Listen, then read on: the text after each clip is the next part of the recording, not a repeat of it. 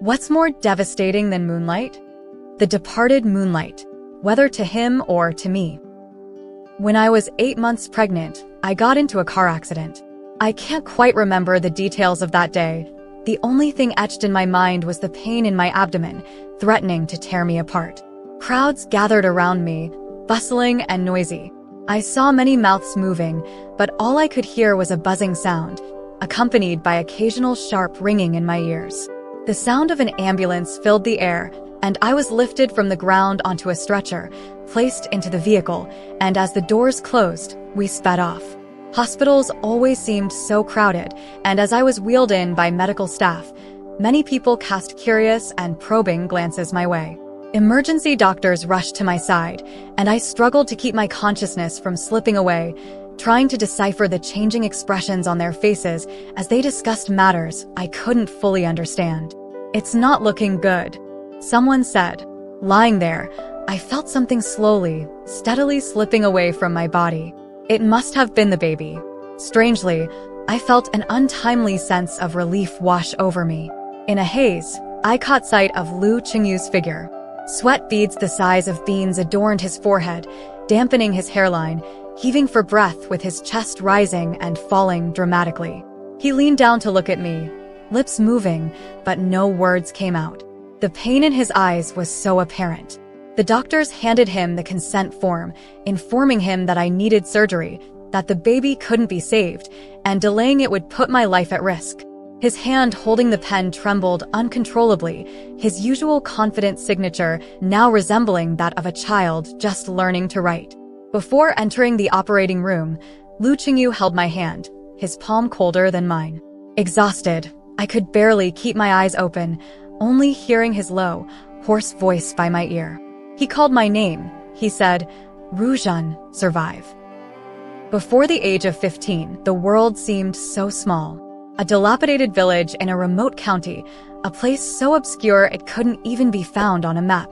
2 small, dimly lit rooms, bitter cold in winter and stifling hot in summer. It took a long, long journey to reach the school, with winter mornings shrouded in darkness, occasional dog barks echoing around me. I would tightly grip a sturdy tree branch, cautiously feeling my way forward. Yet, amidst these small steps, I welcomed the light of day. Even so, I was content. At least I had the opportunity to learn. My grandmother had always insisted that I should at least finish junior high school, a favor she granted in memory of my deceased mother. My mother passed away when I was still very young. To be honest, I don't have a vivid memory of her, and with time, those memories have faded. I remember once I asked her, while being playful, if there was any special meaning behind my name. With a gentle smile, she braided my hair. "When I was carrying you, I had a dream, a very beautiful dream. Waking up, I wished everything in it was real." "Ruzhan, Ruzhan," my mother called my name. "Mom hopes that everything you wish for in the future will come true."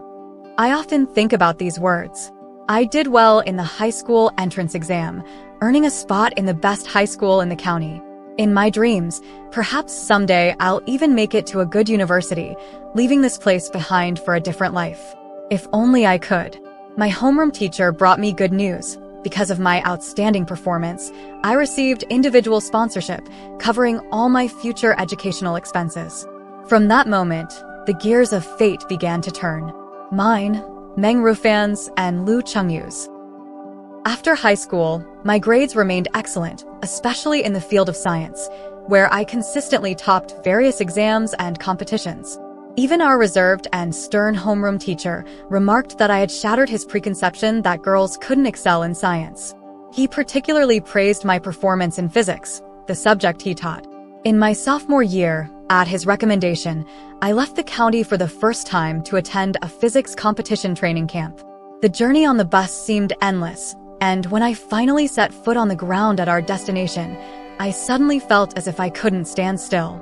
My homeroom teacher, that serious and stern middle-aged man who always emphasized the importance of studying and not being distracted by external influences, often seemed to direct his advice towards me, perhaps attempting to comfort my inner turmoil in some way.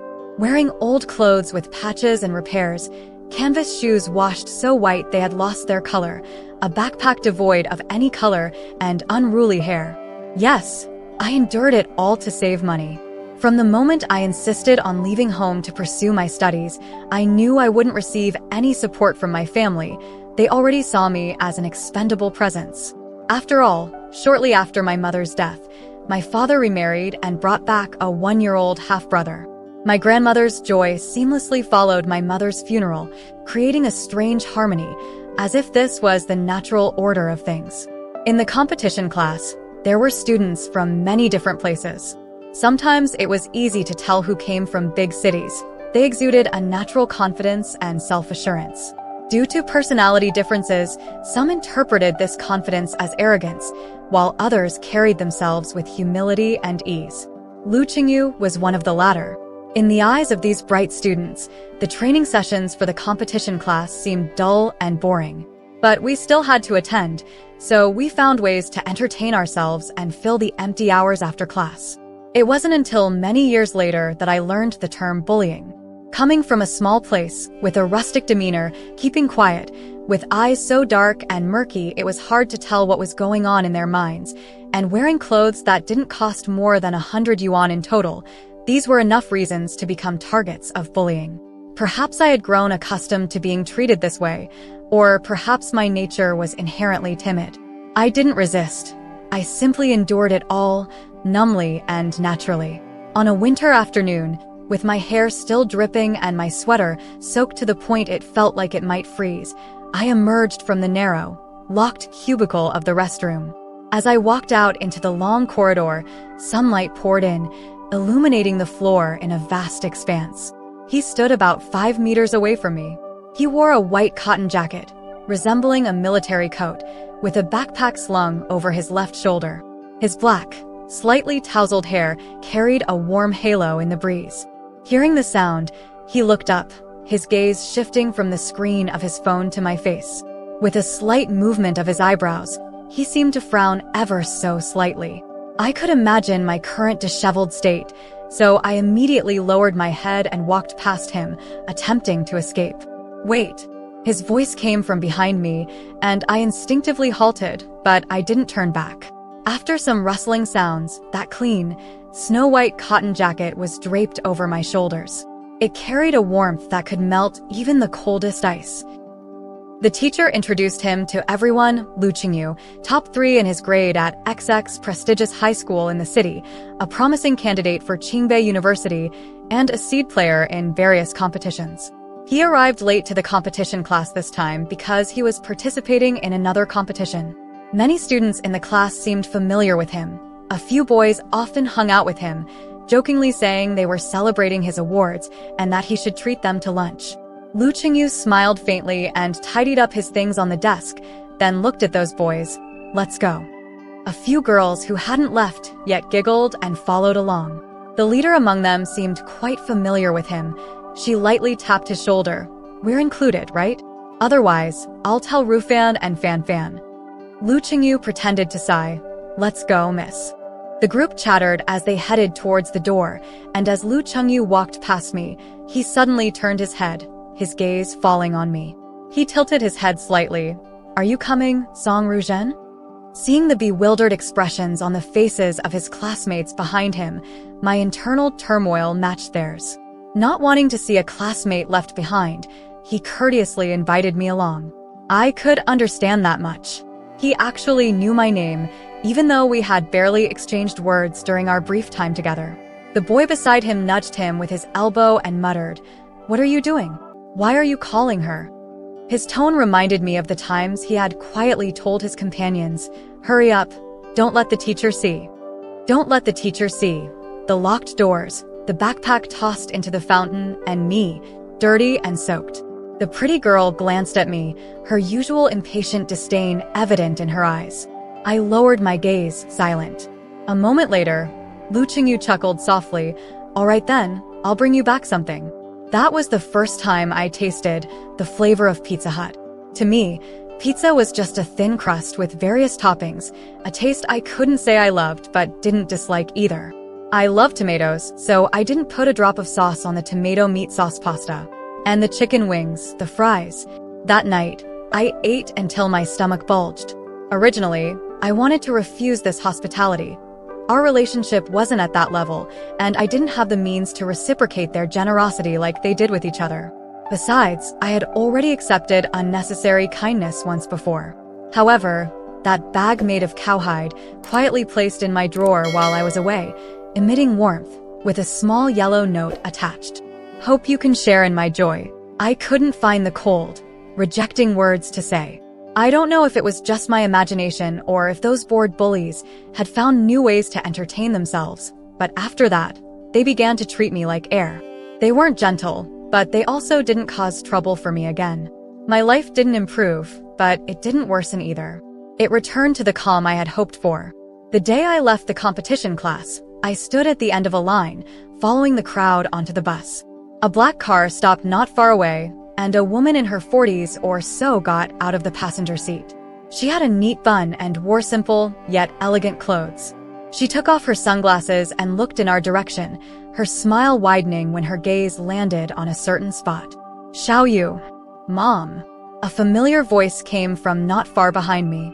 I turned my head and saw the boy waving towards that direction, his gaze casually shifting to the side. I quickly averted my gaze. Good luck on the college entrance exam, Song Rujan. As he passed by me, he whispered this sentence softly and naturally. He carried his coat in one hand and his bag on his left shoulder, his hair tousled by the wind. He scratched his head without a care in the world, taking one step after another. In my heart, it felt as if I had stepped into a stormy sea. After being accepted into university and receiving the acceptance letter, I became one of the prideful students at our school. My name was written on red paper and posted on the bulletin board, followed by the prestigious name of a certain university. I also met my sponsors for the first time, a kind-hearted middle-aged couple, Uncle Meng and Aunt Meng. For the past few years, they had provided me with financial assistance, mostly coordinated through my homeroom teacher. Uncle Meng was the chairman of a certain group, while Aunt Meng was a teacher at a school. They had a daughter the same age as me, Meng Rufan. After meeting me and learning about my situation, Aunt Meng jokingly said to Uncle Meng that I and Rufan were like long-lost twins. We were similar in stature, both with black long hair, and our birthdays were both in midsummer, mine at the beginning of August, hers at the end. This time, we even both got accepted into the same university. Aunt Meng held my hand and touched my head. Rujan, Laochen has told us about your situation. This time, besides wanting to see your situation in person, we also want to invite you to live with us for a while. Would you like that? I immediately liked you when I saw you, and Rufan has been clamoring to meet her big sister. Laochen was my homeroom teacher, the stern physics teacher. At that moment, in that room, the gaze of Laochen, Uncle Meng, and Aunt Meng all carried a gentle and loving feeling. It felt like the last time I had experienced such a gaze was when my mother was still alive. I cautiously nodded. Later on, I learned more about the circumstances surrounding my sponsorship. During the year of the entrance exam, Meng Rufan suddenly fell seriously ill, on the verge of death several times, with no improvement in her condition. In a state of desperation, the Meng family went to a temple to pray for their daughter. They drew a fortune stick, which advised them to perform good deeds. Afterward, their longtime friend Lao Chen, my homeroom teacher, visited the ailing Meng Rufan and casually mentioned me, Song Rujan, who bore a striking resemblance to Rufan. The Meng family immediately decided to sponsor me. Strangely enough, Meng Rufan's illness gradually improved. It feels like something is guiding us in the dark. Maybe there really is such a thing as destiny. After spending a long time with Meng Rufan, she said this to me. The Meng family lived in a high-end villa area on the outskirts of the city. It was my first time living in such a luxurious and exquisite house, with a large front yard and lawn, adorned with many colorful flowers.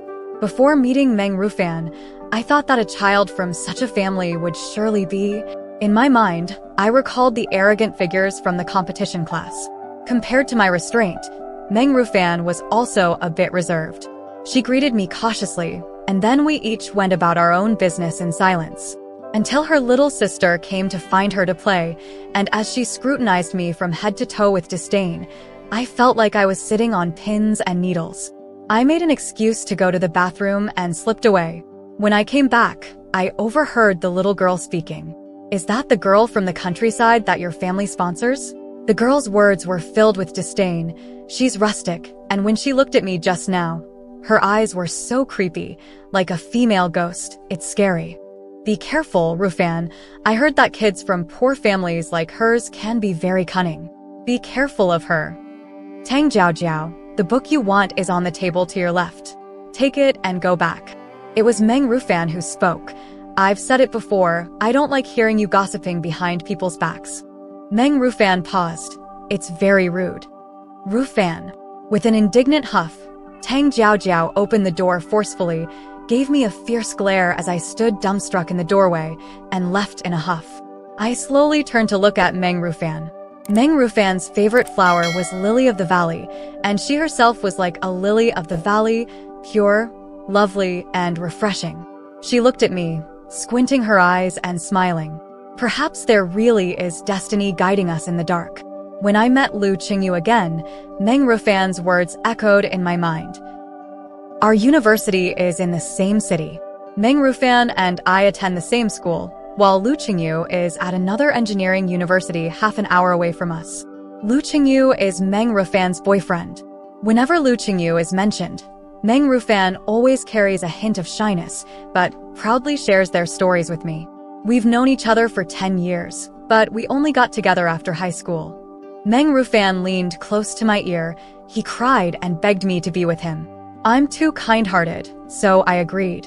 Lu Qingyu across from us had a cold expression. Delusional, Rufan. I chuckled. I remember the first time Meng Rufan introduced Lu Qingyu to me. I looked at the familiar yet unfamiliar face opposite me, and the waves of shock and calmness surged in my heart again, quickly subsiding.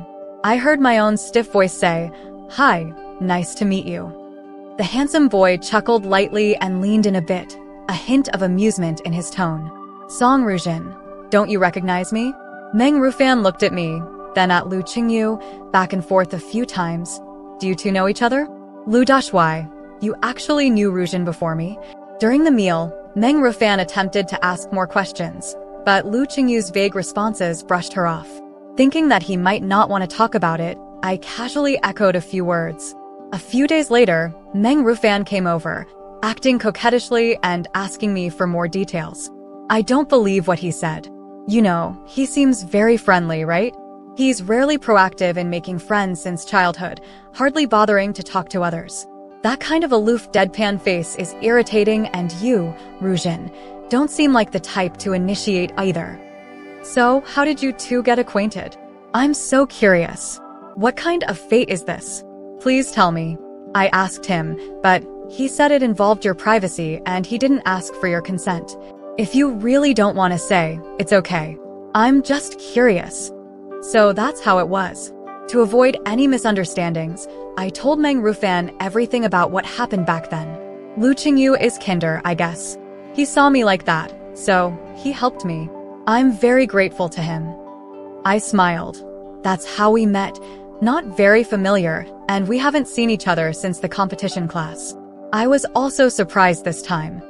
Meng Rufan looked at me, silent for a while, her eyes murky. I felt a little flustered for no reason. Rufan, don't misunderstand. We really... Rujun, you've been through a lot before, haven't you?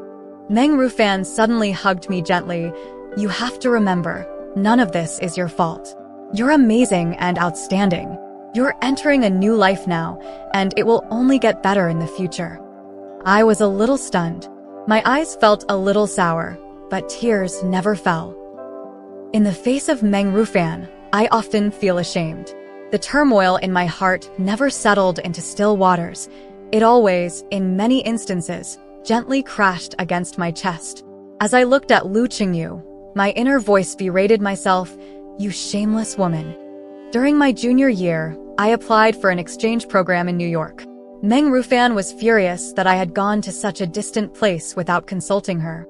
I apologized, saying I just wanted to see the world and would soon return, going far away to extinguish the flames in my heart. Lu Qingyu and Meng Rufan came to the airport to see me off. Lu Qingyu shook my hand and said, "Good luck, Song Ruzhen." I smiled, "Thank you." Later, I applied for graduate school and spent over 3 years abroad. I only returned home twice, and both times, I didn't see Lu Qingyu. When I officially returned to work in China, I received news of their upcoming engagement. In our customs, after engagement, the wedding ceremony usually takes place about 6 months later. So, shortly after my return, Meng Rufan dragged me to accompany her to try on wedding dresses. Meng Rufan's main dress was named Starry Sky, with sparkling stars on its long train, dazzling and radiant. "It's beautiful." Meng Rufan flicked her long curly hair, blinked at me, and said, "Try it on, Ruzhen." "I don't need to. Just try it on, it's a wedding dress." Saying that, Meng Rufan gestured to the nearby attendant to bring another set. "I specifically chose this one for you. I think it suits you well. Try it on." It was a simple yet elegantly designed satin dress. As I stood in front of the mirror, I could hardly recognize myself. "It looks good." Lu Qingyu appeared behind me at some point, already in a well-tailored black suit. He clapped his hands with a smile. "Rufan said this one suits you well, so we have to get it together. It seems we made the right choice." He took a few steps forward and looked at me. "Long time no see, Song Ruzhen. Long time no see. You're here."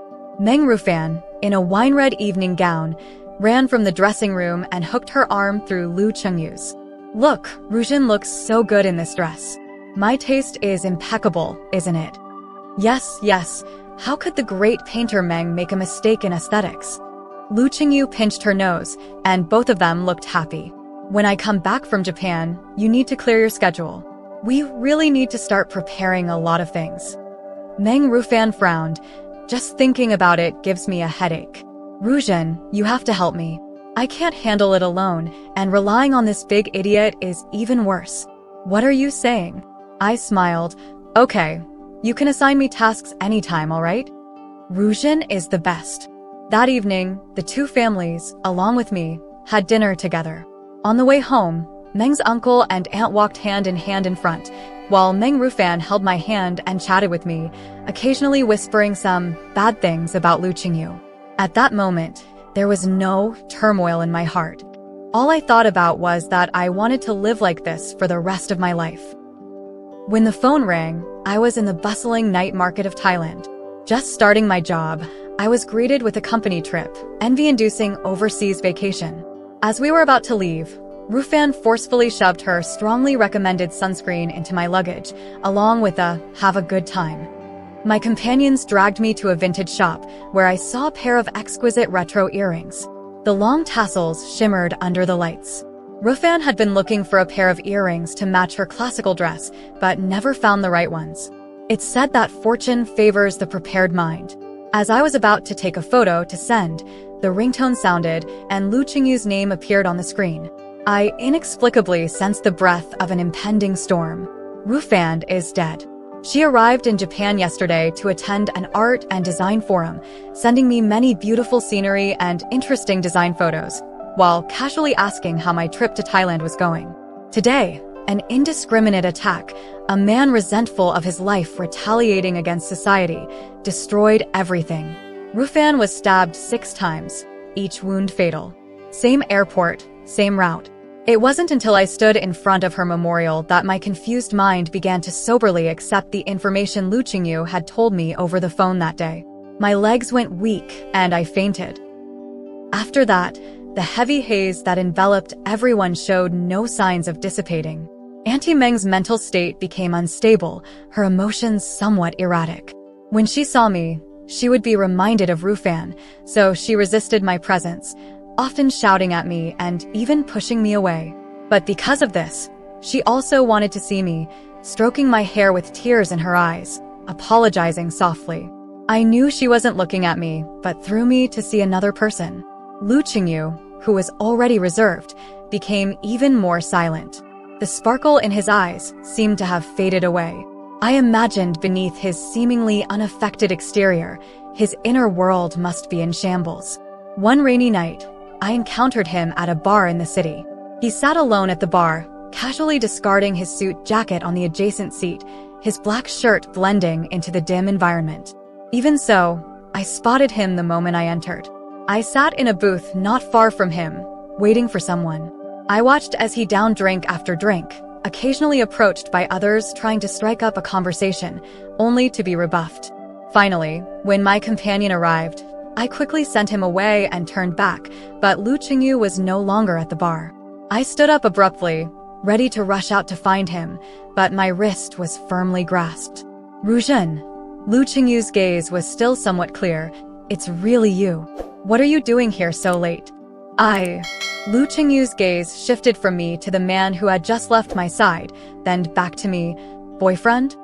No. I hurriedly denied. He's my brother, my half-brother. In the umpteenth year of being estranged from my family, I was found by them. Out of consideration for family ties, I agreed to help the only male descendant mentioned by my grandmother. But 1 time, 2 times, 3 times, 4 times, endlessly. This is the last time I'm giving you money. I mean it. The boy sneered disdainfully. Vulture. I couldn't help but want to laugh. I wouldn't tell Uncle and Aunt Meng about these things, let alone Lu Qingyu. He didn't ask much, just tilted his head slightly. Going back? Yeah. The rain was pouring down harder and harder. When we wanted to leave, we found ourselves in a situation where we couldn't drive or even hail a cab. Our family's hotel isn't far from here. Let's settle there for the night. Lu Qingyu unbuttoned a couple of buttons on his shirt, draped his suit jacket over his arm casually, and looked at me. Come Rutzen. Oh. I followed his footsteps, jogging along the way. Each step I took on the waterlogged road splashed large patches of water. I seemed to hear no sound, only his shallow breath in my ears. Ruzhen, admit it, the stormy waves in your heart have never ceased for a moment.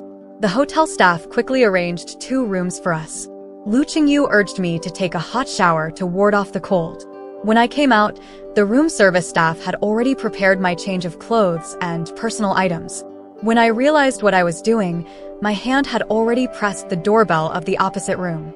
Lu Qingyu evidently had just come out of the bathroom, wearing a dark blue hotel bathrobe. His hair was still dripping with water. Have a drink. I shook the glass of red wine in my hand. Is it okay? He looked at me steadily for a few seconds, then stepped aside to make room. We stood in front of the floor-to-ceiling glass, looking at the still pouring rain outside and the scattered lights. We began to chat about the past. Why did you help me back then? I asked. Looking at his somewhat obscure profile, I said, you don't seem like someone who would meddle in other people's affairs. He seemed to chuckle lightly, and in a tone that was hard to describe, he mentioned a name that hadn't been mentioned for the past 6 months. At that time, we were still very young. I was a stranger who transferred into Rufan's class. I was still a chubby kid, timid and shy, inexplicably bullied. Rufan was like a female knight, holding a broomstick in front of me, saying, I'll see who dares to bully him. She wasn't even taller than me. Seeing you, it was like seeing myself back then. I thought the protection I received should be paid back. Ah, I see. As we drank more, the night grew deeper. I should go back. As I stood up, my head, filled with too much alcohol, suddenly spun. My legs went weak, and the next moment, I was supported by a pair of strong arms. Are you okay? I'm fine, I said somewhat nervously, lifting my head, just a bit dizzy. I seemed to have never looked at him this closely before, let alone seen myself in his eyes. In that moment, as our gazes met for a few seconds, the rain outside pattered incessantly, and in my heart. His hand slowly lifted, tentatively approaching my cheek. His gaze was no longer as clear as before, and as his lips opened and closed, seemingly to block out the name he might have called out, I, without hesitation, kissed him. 3 days later, I found myself cornered by Lu Qingyu in the parking lot of my company. Ruzhen, let's talk. In the coffee shop, I sat upright, as if facing not Lu Qingyu but some ferocious beast. That day, nothing happened between us. We were both drunk. After I helped you to bed, I went back on my own. Really, nothing happened. I had woken up at 3 in the morning that day, taking care of things properly afterward. At least the scene didn't seem to suggest anything suggestive. Song Ruzhen. Luqing, you called my name seriously. I was drunk, not unconscious. I remember what happened. What do you want then? I slouched back. It was just an accident. It was my recklessness, shamelessness even, that led to the accident. Let's get married. After a long silence, Luqing, you looked at me. I want to take responsibility for you. I was stunned. There was no wedding ceremony, no elaborate customs. Our families didn't express any opinions about our relationship. It seemed like everyone thought that this outcome might bring everything back on track. Before the wedding, we went to the cemetery together. Rufan in the photo still looked fresh and lovely. Luqing, you brought a big bunch of orchids and placed them in front of her tomb, saying lightly, Rufan, we've come to see you. The breeze blew by, as if in response to us. Rufan always told me to take good care of you. Luqing, you smiled faintly. She always said that since Ruzhen had suffered so much before, she should be compensated with lots of sweetness in the future. That night I dreamed of her. She asked me to take good care of you. That, I realized, was the true meaning of taking responsibility. After a moment of silence, Luqing, you looked at me. Let's go. From just now, I hadn't dared to look carefully at the eyes in that photo. Now, as we were leaving, I summoned the courage to glance at them. The girl's eyes seemed to be smiling, blessing us. I followed behind Luqing, you, step by step, descending the hill. But how could it be a blessing? I couldn't help but feel infinitely desolate in my heart. The days after marriage could be summed up in 4 words. Mutual respect. We seemed like roommates living in the same house, getting along well but with clear boundaries. On my birthday, Luqing, you celebrated for me. After blowing out the candles, he asked me if there was anything I wanted. I blurted out, I want a child.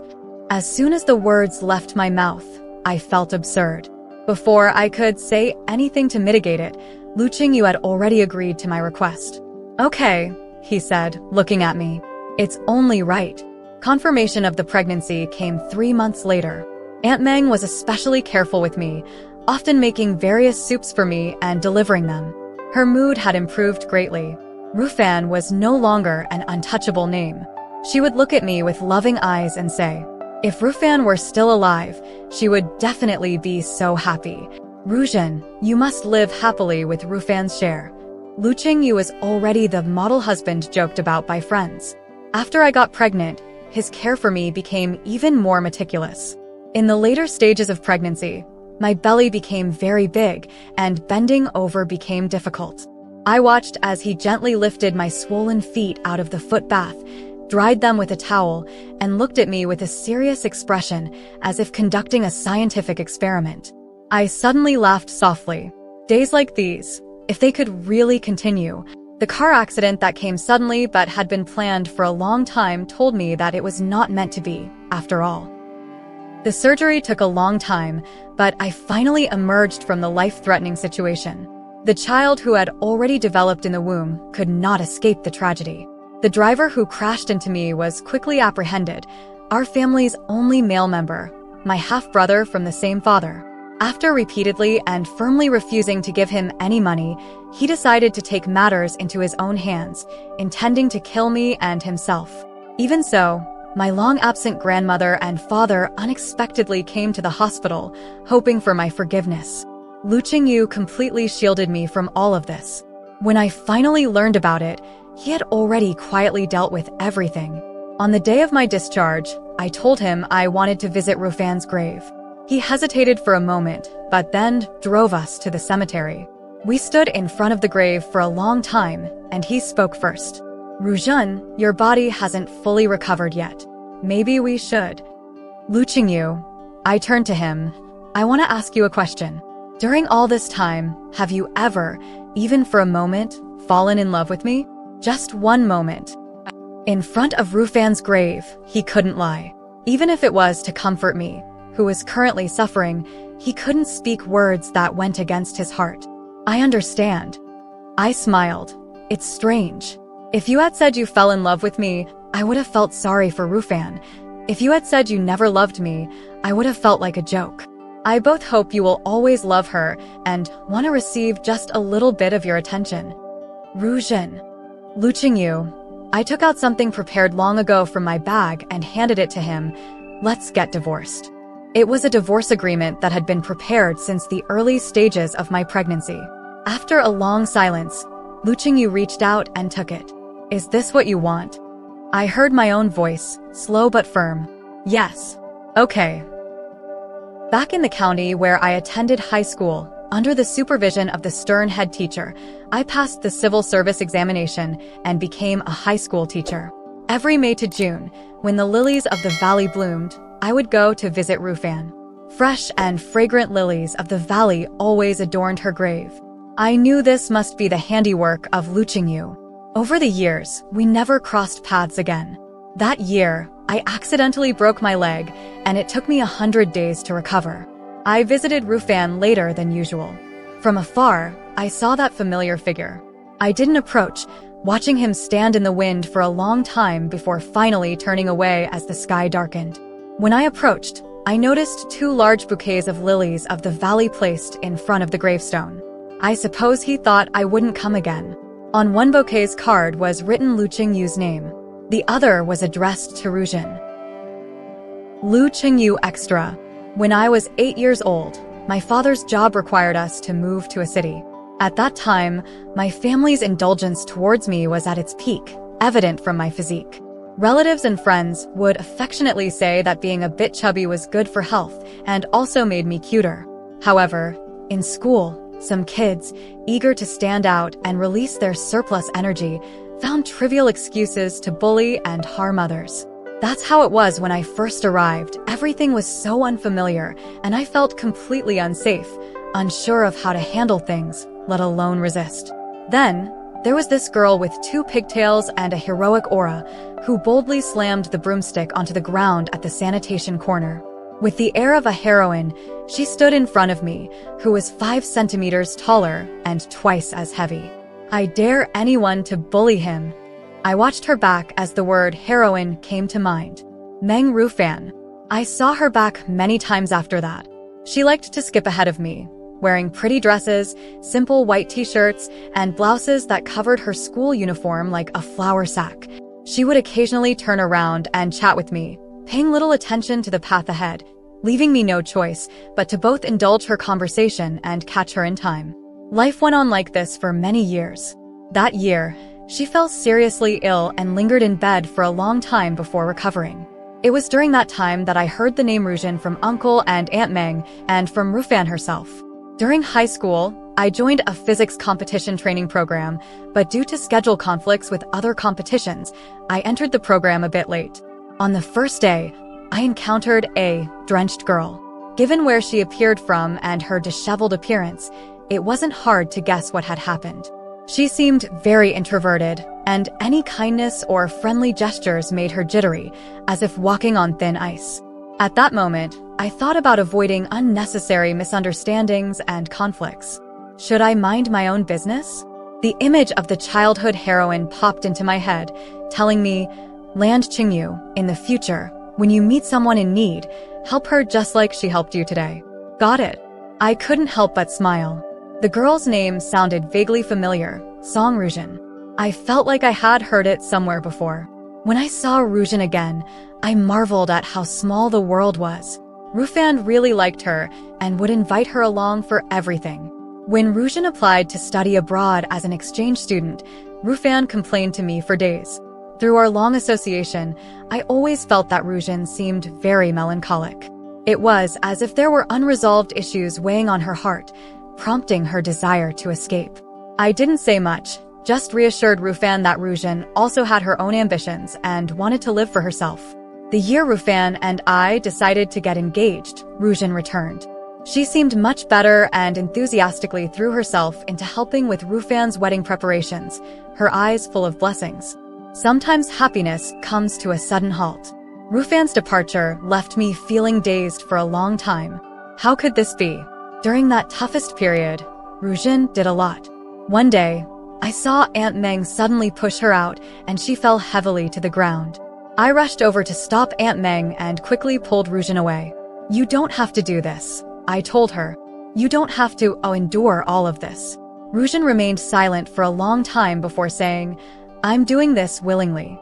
On that rainy night in the hotel, the moment when I was close to her, when I touched her cheek, I did think of Rufan's face. Many people said they looked like long-lost twin sisters, one lively and the other calm, complementing each other perfectly. But the moment she kissed me, the moment I couldn't help but respond, I knew clearly it wasn't Rufan. It was Ruzhen. Later, we got married and then divorced. She took me to Rufan's grave and asked if I ever loved her. She said she wished I would love Rufan forever, but also wished that for just a moment, I loved her. Since I was young, I loved Rufan. We grew up together, went through many special moments in life together, and finally wanted to get married and have children, to be together for a lifetime. I loved her very much. After losing her, when I looked at Ruzhen, I could almost see traces of Rufan. Then, gradually, I seemed to realize that Ruzhen and Rufan were actually nothing alike. They were completely different, but equally wonderful individuals. I felt ashamed and guilty to admit that I was attracted to Ruzhen, whether it was the involuntary passion of that night, the rash proposal, or even fulfilling Ruzhen's request to raise a child. If this kind of life were to continue for a long time, what about Rufan? I promised to be loyal to her forever, to love her forever. In my long silence, Ruzhen smiled. With a sense of relief and liberation, she handed me that stack of documents. The words divorce agreement stabbed my eyes deeply. Is this what you want? Yes. Okay. After losing Rufan on that day, I also completely lost Ruzhen. I often go to the cemetery, sometimes just to sit there, to feel the breeze. Every year afterward, Ruzhen would go to see Rufan, bringing with her large bunches of fresh bluebells. I've watched her back from afar many times. Until one year, the month when she was supposed to appear, she didn't come. The next month and the next, she still didn't come. Through some channels, I occasionally heard news about Ruzhen. Knowing that she was still safe, I thought, maybe she has let go. That's fine too. I brought 2 bouquets of flowers, one with Ruzhen's name on it. I told Rufan that Ruzhen was busy this year and asked me to bring her these flowers. The wind continued to blow.